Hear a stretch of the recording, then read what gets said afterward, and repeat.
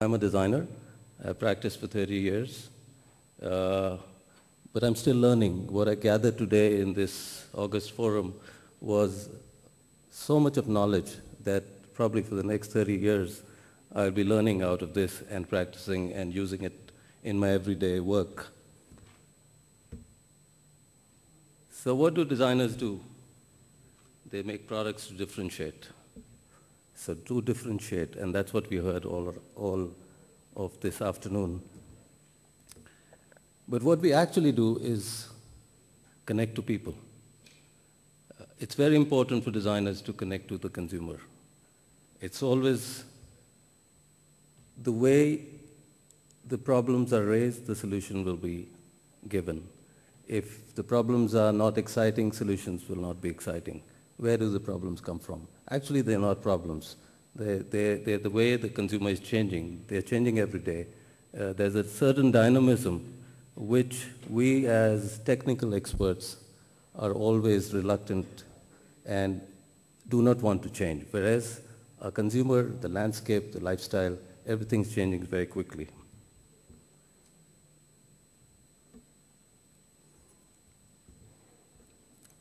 So how is my profession, industrial design or product design, changing? We're no longer talking about products, we're talking about experiences. And experiences is what creates the possible future. Sorry.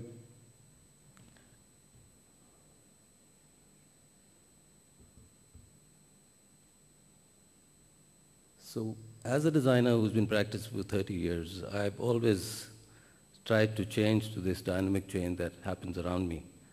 And today, product design that I learned as a student in 1970s at NID, is it valid today? Is it what I learned, do I really translate into products the way I learned, or am I learning every day?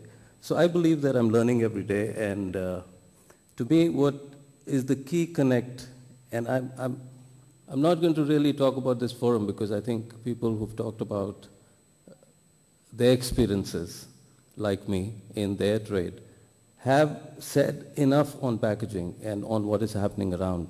So being a product designer, I'm not an expert in packaging, and therefore what I'm going to say is that user experience is critical to understand. Everything that Deepak talked of looking at the packaging as a consumer. We all have to learn as consumers, and therefore we will have a common link, and that common link is not about the design of the label or the way we produce the packaging, but it is this that links us together. So if all of us understand the consumer in the same spirit, then we will be able to design together as a team. Emotions, as you know, are very critical in experience.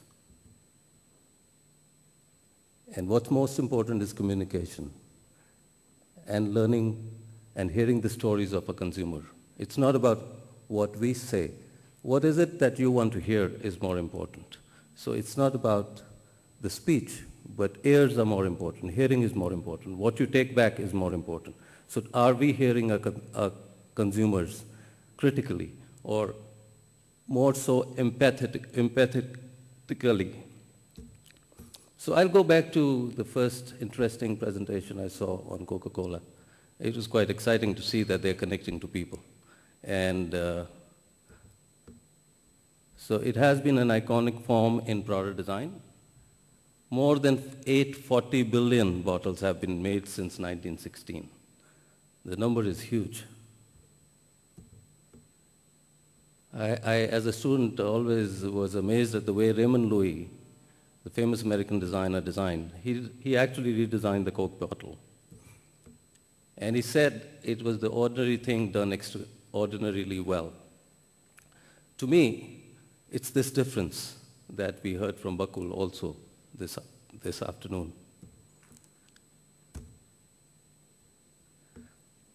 What happens to these bottles? It's how do consumers bring them back to you, which is always a problem, and people trying to find solutions.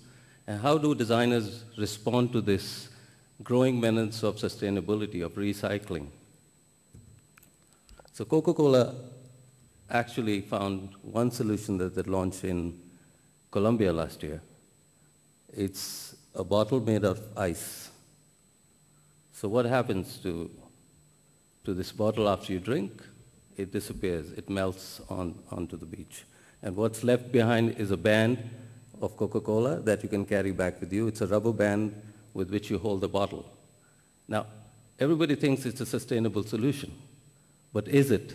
Because the amount of refrigeration it uses is much more than actually the answer that you have, that you think it's sustainable, but to keep it frozen and to keep it at that temperature, you need huge amount of energy. So to me, it's this, why did I choose Coca-Cola bottle? I work for a company which is known for making refrigerators in India. So as a child, I always thought, people, when you wanted to buy a Coke, you would open a bottle, you would actually first open a refrigerator and pull out a bottle. So to me, there was this connect of packaging to the kind of products that we make on our own organization is very critical. But more so is critical about the whole idea of tangible and intangible.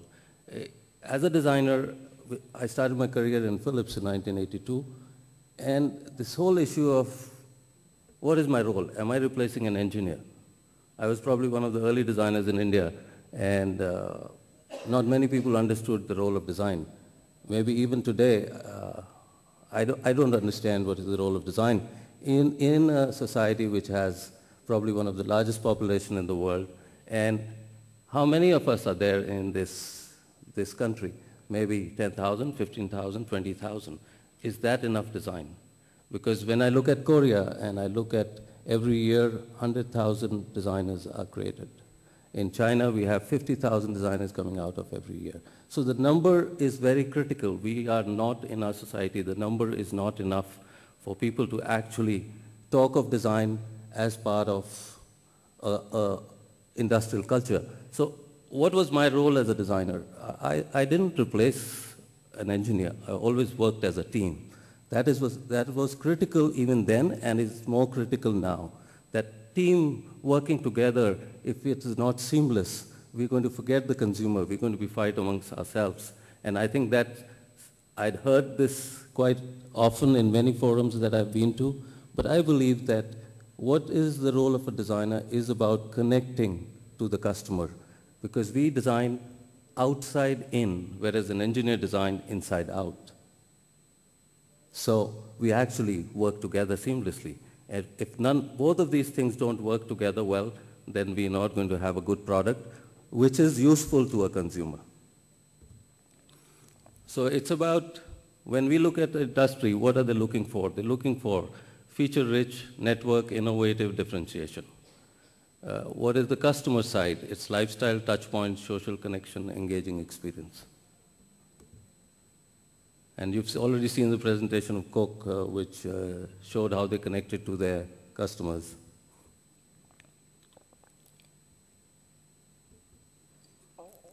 Then when I look at the product that we make, and you look at how it's being carried at the back of this porter in Nepal, you see how products are being carried in this society. We're talking of futuristic products, but somehow the environment has not transformed as fast as the industry is transforming. The digital world is not really transforming the real life of people in our country. We say design is for being desirable, products that are desirable, business is viable, and technology is possible. But what is this for? It is for the core customer, which lies in the center. I'll tell you an incident that happened. I'm part of a global company. I've been part of this company for about 3 years now.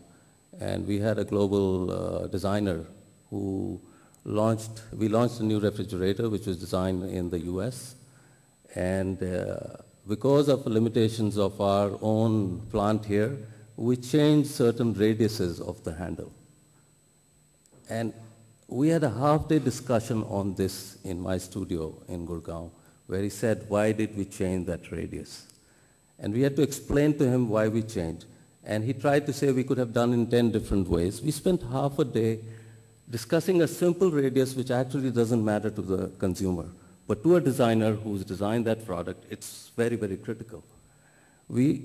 After lunch, and he was really disappointed because he thought that was the one global product he designed, which was same in Mexico, in Vietnam, in India. It was universally like a Coca-Cola bottle. Now, we took him to Jaypee, which is like Chandni Chowk, or worse than Chandni Chowk, and we showed him how refrigerators are being carried into the shop. And he actually was shocked because all these years he'd been traveling, he was never taken to these places. He was actually taken to the malls, the large stores, and he was never really understood. Then he said, what the hell, why was I discussing such a detail when in your trade that doesn't exist? So bridging this gap is a critical role of a designer. We cannot only talk about design, we actually need to connect every designer who designs for this country or for any other country to know about the culture. So you can see how products are stored outside the store and the boxes are lying there outside. Now this is something the global company doesn't understand or is not aware of or does not accept this as a norm. They think it's an exception, but that exception becomes a norm in our country. I'll talk about another project, and this is a project that I was part of. I was invited in 1990 to be part of 100 designers globally, which included Philip Stark, Ettore Sozzas, the names, and I was about in my early 30s at that point. And what was this project? This was a project done by a company called LSC, and they had 100, they were talking about 100 stories on 100 into 100. So it was called, it was done by a designer called Alessandro Mandini. He invited 100 people. All of them were asked to design a sticker for this pot, the surface of the pot. So each designer designed his own story. All these pots were manufactured, 100 in the first lot each. So 100 into 100 was 10,000 pieces. This was a mass-produced pot. And what was more interesting was how they customized. They put numbers on the bottom label with all 100 designers, and they were labeled from 1 to 10,000. So it was a project that actually went into the museums. It's the precursor to the project Coca-Cola that you can see. So designers are actually thinking about future. They're thinking about customization. They're talking about local customers, localization. So if the same pot has to be sold in 10 countries or 100 countries, can it be localized and yet continue with the ethos of what the form is?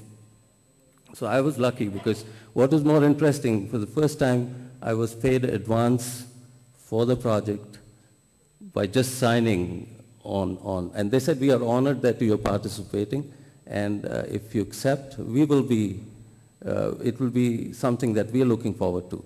So I'm saying that the whole relationship between a client and a designer is the key. If an engineer makes a designer feels comfortable, or vice versa, designer makes his client feel comfortable and listen to them, I think we'll work together beautifully.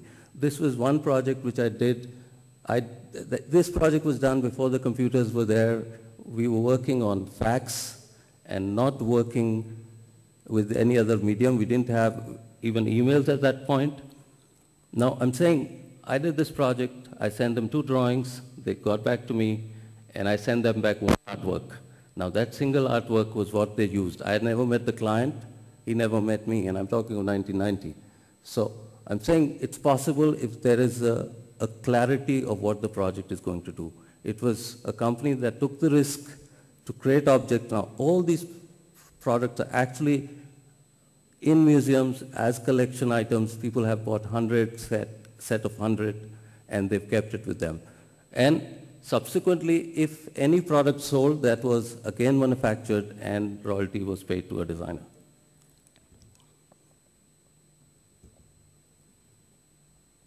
So what is happening? We're moving from good form and function to a culture of immateriality and multiple representation. Multifunctional products are becoming multifunctional, extra functional, and function without utility.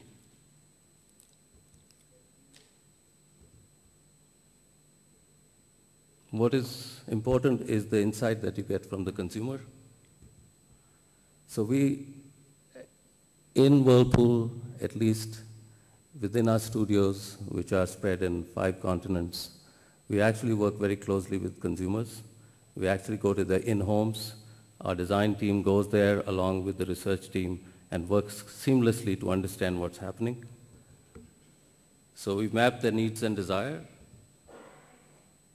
create ideas out of those needs. We test prototypes. And I'll share with you one small project that was done last year. It's a small element because when you're talking about cold boxes, you've been talking about boxes, corrugated boxes. What we do is make cold boxes, which are refrigerators. There's nothing to design there. There's actually handles, a little radius, cost effectiveness, cost cutting. I don't think refrigerators have changed in my lifetime, and even what was done in the 30s still exists the way it was.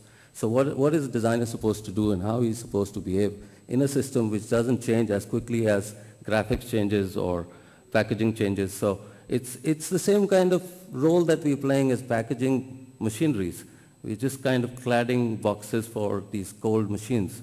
So what did we do? We find that in India, a lot of our customers, which are in rural sectors, don't have power for many hours. There's power cuts. So what happens to these refrigerators, which are supposed to keep things cold? So we created a small box with brine solution and embedded that into the door, which keeps a bottle of milk cool for about 6 hours. And that actually got us almost 5% sale increase, which is like we came on top in about 6 months' time. Now, these are simple things that if designer really connects to the consumer, can transform your business. I believe that design is about making business sense. If my products are designed and sell well in the market, only then my client will call me back. I designed a cooler in 1990, it still sells. 23 years, and it gets my client the best profit. So I'm saying it's always important for design to connect to business. And the only way to connect to business is connecting to the consumer. So I'll share with you a film that tells us how we work looking at the future, and that's all that I have to share. Can you start the film, please?